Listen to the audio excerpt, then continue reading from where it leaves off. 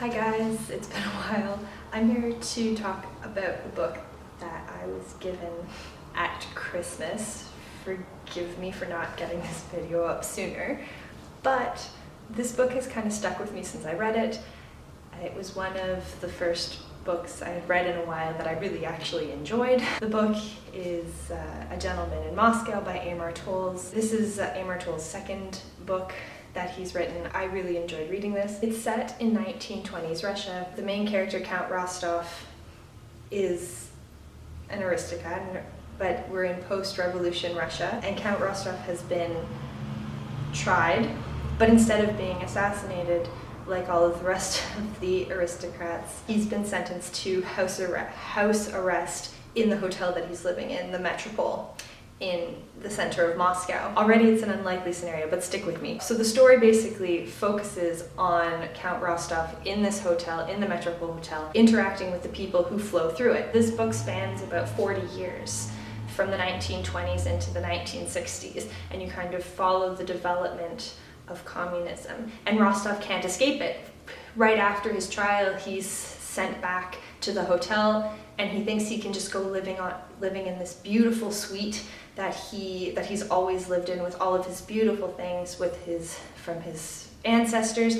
But no, of course not. He gets shoved up into the servants' quarters, into a smaller room. So already his world has kind of shrunk from, he used to have all of Russia at his fingertips, and now he's confined to a smaller world, into the Metropole Hotel, and that's kind of represented when he goes from this huge beautiful suite into these little servant quarters upstairs. And also I saw the growing up of the communist regime in one specific character who plays a waiter in the hotel. The bishop characters who I'm talking about, he's not actually a bishop, he just reminds Count Rostov as the bishop, so he's always referred to as the bishop. But the bishop kind of starts off at the beginning of the book in the 1920s, very early after the revolution, as this fumbling waiter in one of the less classy restaurants in the hotel, and eventually he develops and grows into the manager of the hotel. I don't know, I saw just the evolution of communism as it got a stronger hold and a steadier stance in the world. You can kind of see that in the bishop as he grows, as he matures in this story. Count Rostov also meets a young girl in the hotel, and he has a lot of really interesting interactions with her, and you see their relationship develop and change as she grows up, because I think she starts off very young, maybe 6 or 7, and then grows up to maybe 12, and you see her growing up in this story. I also really loved the ending of this. I highly recommend this book. I highly recommend Amor Towles, actually.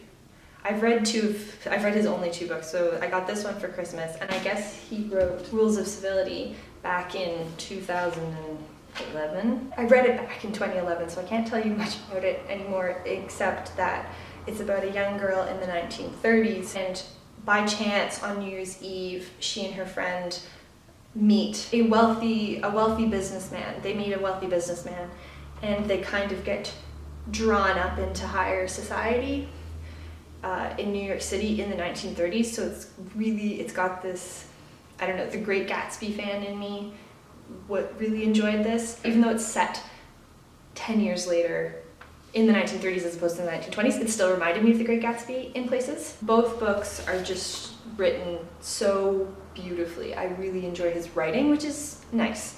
And anyways, I think both books are really worth reading. Also, another thing that has come up is that Gentleman in Moscow, he references so much Tolstoy in this, and this actually motivated me to pick up and finish War and Peace. So I'm going to do a video about War and Peace in a little bit. But anyways, I highly recommend this book. I highly recommend both books by Amor Towles. If you guys have read this, if you guys have the same thoughts that I have had about these, let me know. Comment down below. It's great to be making videos again, guys. I'm sorry it's taken me so long. I've got to apologize, guys. I'm Canadian. But hope to see you guys soon. Bye.